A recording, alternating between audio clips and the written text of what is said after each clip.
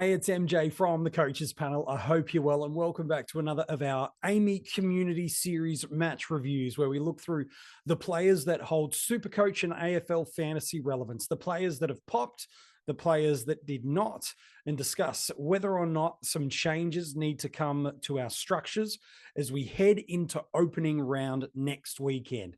Talking about the Swans and the Lions on this episode.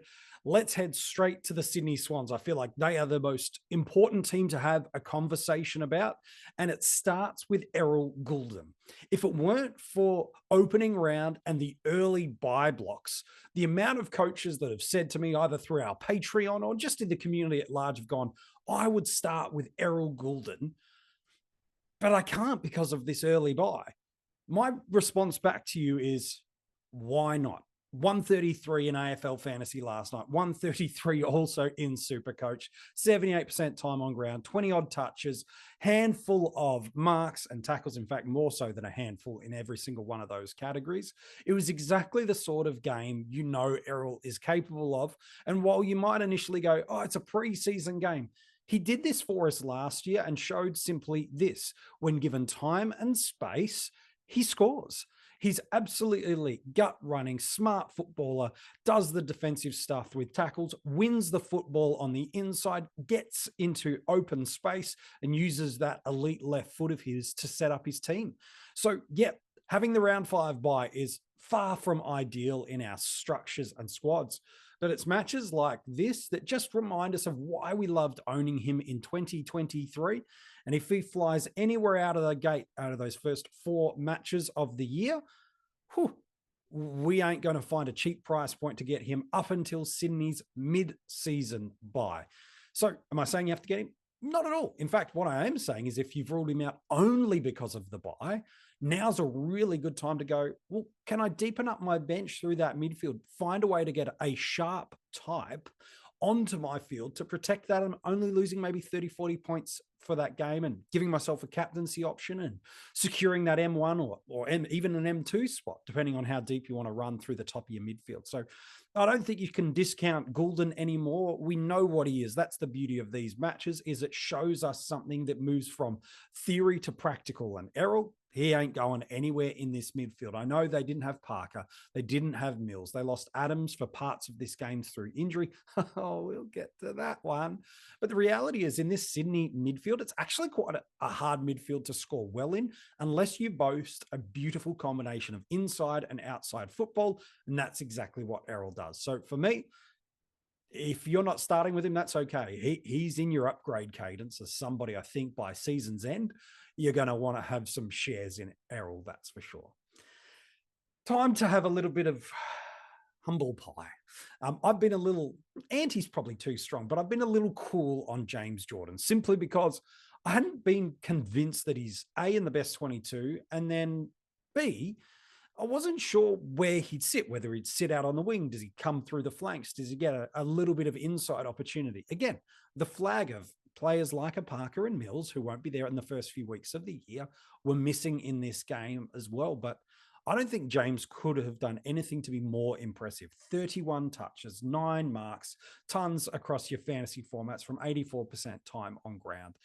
He's playing in opening round without any doubt in my mind. And now the only reason probably to fade him out of your team is an underwhelming performance or a sub-affected game in opening round. Other than that, I'm pretty much prepared to change my tune. James Jordan's someone I think with some confidence now you can select. Those injuries that have happened, especially to a Luke Parker, has just moved him up the ranks a little bit more. And he showed in this matchup that on the inside, he's capable and able, but he adds something on the outside to the Swans as well. I know they've got a McInerney and a Goulden who are all really, really strong. Campbell, I thought he was actually quite nice in this game, despite not scoring well from a fantasy perspective. I thought his outside components to the game looked really good in some, slightly slippery and humid conditions. So to me, I think you can have James Jordan with a bit more confidence in your side. I'm happy to say it. I was off the mark on that call. He's made his move. And definitely, I think that's the beauty of the preseason is when you realize you've made a mistake or your perspective on a player is wrong or flawed or an opportunity opens up, which I think is partially the thing that's happened here for Jordan. Don't be stubborn, make the move and make that correctional decision through there. Matty Roberts, I liked his matchup a ton in SuperCoach, 18 possessions. I think he's going to be someone that has that opportunity. Again, there were missing a couple, including a Dane Rampy through that back line. So just keep an eye on this shape through opening round, what he does, and if he's in that team in opening round, plays well, and he performs for us in that matchup, then with proceedings after that, you can kind of move forward with some confidence. SuperCoach is certainly his more preferred format, just based on how he plays, but I really, really like Matt Roberts. I think he's someone that, depending on what your bench looks like in that midfield, again, depending on the formats you play, you can have some confidence. It all depends on how deep you're running with cows on ground. If you're only running a McKercher and a Sanders, for example, you might not need a Matt Roberts. But if you are running 3 midfield cows on the ground, then potentially a Matt Roberts or even a Husway, I'm sure we'll talk about him when we get to the Hawks match review, might be someone of interest. Sheldrick, he's fine. The role is there, yeah? Again, absences of options, scored a bit better as the game went on, 78% time on ground. I thought he was okay. I don't think he's banging down the door. And again, when you've got guys that are at a cheaper price point that I think are able to score in that similar range, you're probably not looking at him now. You're more looking at the Crouches, Amons, Wines, Nick Martin types, that sort of go and trying to grab a couple of bites of them. And then it's those other cows that we've just alluded to, the McKerchers, the Sanders, the Sharps, potentially the Roberts, the Huswaits, the Windsors. There's a bunch of them rolling through there. I just think he's now in that space that if he didn't bang the door down in this match, which I don't think he did, despite having a reasonable okay role, I think you could probably fade on from that. Drafts is still a reasonably handy late pick, especially if you can handcuff him with some other Sydney Swans mids. Brody Grundy. What are we talking about here? 9 possessions, 27 hit out, 60% time on ground, score of 51 in AFL Fantasy and 65 in SuperCoach. I thought he was okay. We sometimes overreact in these games, and sometimes the reaction we make is the over move we need to make. And that's just one of those mentions a moment ago around James Jordan. See something, observe it, know it's real, and move forward. With Brody Grundy, here's what I'd say. If you're bullish on Brody Grundy, we alluded to it a little bit on the Melbourne and Carlton match review, but simply this: have your parachute plan in place. That's all. He's never been a type of player that goes all out in preseason. You never should need to. You're just trying to get your best ruckman on your list through the game, find a little bit more in-game synergy with his teammates, and then get him cherry ripe for opening round, which for Sydney, it's next week. So there's genuinely nothing to gain by just driving and running him into the ground. They don't have an early buy. It's in the back end of that first block. So it's not like, yeah, okay, drive him hard, and then we'll be fine. They want him for the season. They're desperate to get back to that top portion of the finals push, and Brody could be a really big key for it. So if you are big on Brody Grundy entering into this game, here's the 2 things I would say for you. You can make a move, go and get your Gawn, go and get your English, go and get your Marshall, go and get your Cherry if you didn't have him already. That's absolutely fine. But just build your contingencies and your parachute plans. So by opening round, should he not score well again? Okay, adjust. But should he score well? Okay, maybe it's not panic stations at all. That's the beauty of opening round. While it does create a new sense of friction and pain for us in how we navigate, it gives us a free look at players. And Grundy is the perfect type of player that you've got great options a little bit below in Cherry, one just a touch above in Gawn, and then some right at the top of the tree. And I feel really happy with any of those 5 in my starting structure. So yes, they all change depending on who you have. But with Grundy, I wouldn't be panicking, but I would be having a little bit more of a, okay, reservation, potential option. I might need to make a move here. Whereas 24, 48 hours ago, you might not have thought you needed to. And that's the blessing and the curse of the preseason. It makes you question players you didn't think you were questioning, and it makes you look at players that you hadn't considered That's okay. Put all those elements together. Taylor Adams is the next player I want to talk about, and maybe the last Swan that's really super fantasy relevant for us from this game, because guys like Heaney, Blakey, all that kind of stuff, they're very more draft options rather than classic or salary cap. If we look at Adams going 15 disposals, it's fine. 50% time on ground, fine. Points per minute, fine. But precautionary taking off of the ground due to a medial injury. To me, players with injury history, when they get injured in the preseason, I really find it hard to justify starting them season proper. Adams now was always on the back foot for me. I just didn't think that his role in the side, yes, Parker opened up that opportunity for him to be even more of the leader through that midfield, of the experienced that was needed in there without Mills and Parker early on. Sure, I understand. And even myself leaned into a little bit more interest.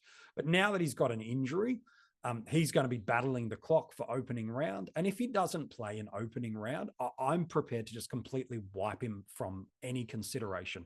And that's for twofold reasons.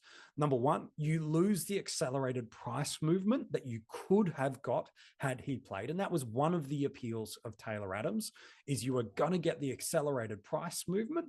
And you had then the option when it came to their buy to then move him on to a player that had just come off, potentially a Sam Flanders, for example. And you've also then had the opportunity to really reevaluate your team, know what forwards were potentially coming in with a handful of games with DPPs.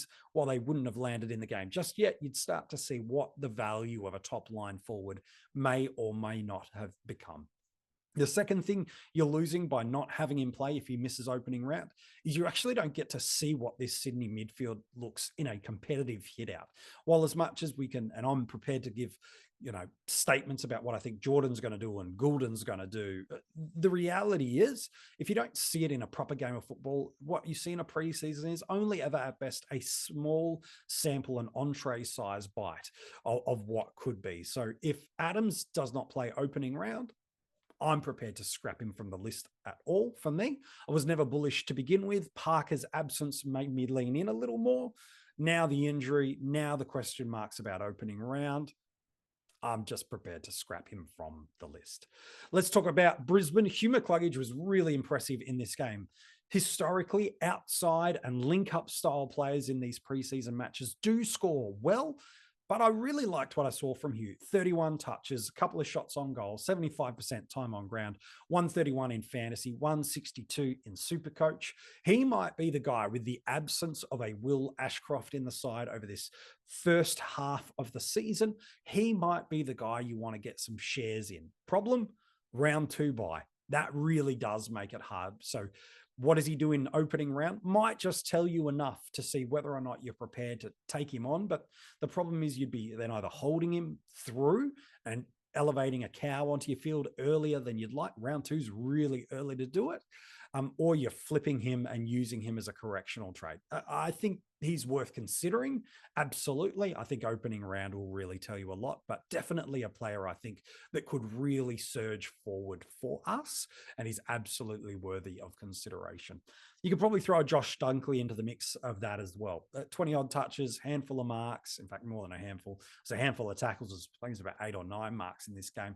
And just the 69% time on ground, and still goes 90s across the format. So I really like Josh Dunkley. I think he's going to be closer to what he did in a middle 10-week portion of the season, where I think he went at about 115, 120 in AFL Fantasy and 130 in SuperCoach. I think it's like round 5 to 15 off the top of my head. We covered it in the episodes of the 50 most relevant. I think he's kind of not at that level, but closer to that than what he's priced at. So definitely some value, but again, presents a pain point for us with that early buy round. So I think that's probably going to be enough to fade people's interest in him.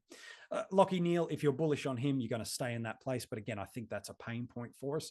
Then there's 2 guys I think we do need to have a bit more of a conversation about. Number 1, Kade Coleman. 90s across the formats, well, 89 in SuperCoach, if I'm being really honest. But exactly what we saw, not just in the grand final, not just in the practice match last weekend, but what we've seen sporadically over his career. And that is that he really uses the ball well by foot. He is a run and carry style player, a 60 to 70 meter style player, really. Rebounds well. The Lions do love to get the ball in his hands. They were missing some of their other distributors off halfback. So just a little caveat for us there. But he becomes somebody that if you'd kind of lost interest because of the early buy, he's now someone that I'd just probably move him up in your watch list a little bit more. What happens next week in opening round will really determine the stocks of selection around him, and it will dictate a little bit of your defensive structure, because you're then needing someone like a Nick Caulfield to have to come onto the field to protect him, because I really don't love the idea of, where I can avoid it, having to put one of these defensive cows on the ground, especially in the first 2 to 3 or 4 weeks of the season, given how much it just means you're putting a Gibcus or a Reed or a Curtin, should he even make it to the team in the first week.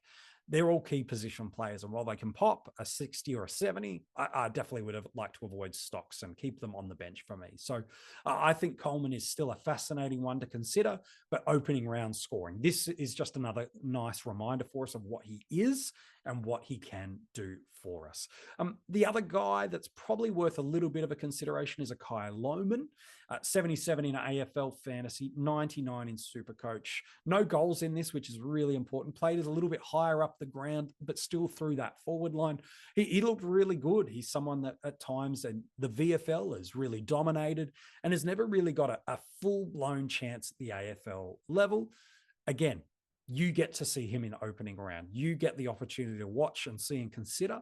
But I feel like in our forward line, his job security, at least as a non-Lion supporter and watching, I feel like that's a really hard part of the ground to hold into. The absence of Jack Gunston now does open up an opportunity, but politely, Jack was in and out of the side for a bunch of different reasons last year. So it's not like there's a clear sold spot. That forward line is really powerful and is really incredible. You think of the Danaher, the Hipwood, you're throwing Charlie Cameron, you're throwing a Link McCarthy. Like, I could go on, but already that's a really solid 4. And how does he sit and fit within that? I'm not so sure. And I do feel like some of the cows we have in our forward line do boast a little bit more job security for us. You've got a Cadman, who we've talked about in the Giants episode of the match review. You've got potentially a Manor coming through, but then you've got Windsor, who's looked good the other night. Potentially you've even got a Reed on the bench that you've kind of pushed him a little bit more there. I feel like there's a little bit more depth of forward cows that I think have greater job security than Kai, but he's someone that I'm at least prepared to consider. Tunstall, I thought was okay. Keep an eye on him as a potential after round 2 correctional trade, for sake of a better phrase. I think he's someone I'd be a little bit more interested in, but the Lions, I think, are going to be around the mark again this year. They'll give us a couple of fantasy relevant players. McCluggage, I'd love to keep a bit more of an eye on, but I just feel that round 2 buy makes it really, really hard, despite a little bit of value. I'm probably going to look at elsewhere. But do you agree or disagree? Who are the players from the Swans and the Lions that caught your attention from this match? If you're watching it over in YouTube, comment below and let us know who are the players that caught your eye in this match that have either changed or made you make a difference and done a new move in your side. I'd love to know. You can comment below. If you're listening to this as an audio podcast episode, you can get in touch with us across social media. All the details for where you can find us and reach out are in the description of this episode. We continue on our series of these match reviews, and then opening round is next week. Can you believe it? We finally get competitive AFL footy, and it's a week earlier than what we're used to. It's fantastic news. Hey, thanks so much for tuning in. We can't wait to be back with you again with another of these AAMI Community Series match reviews.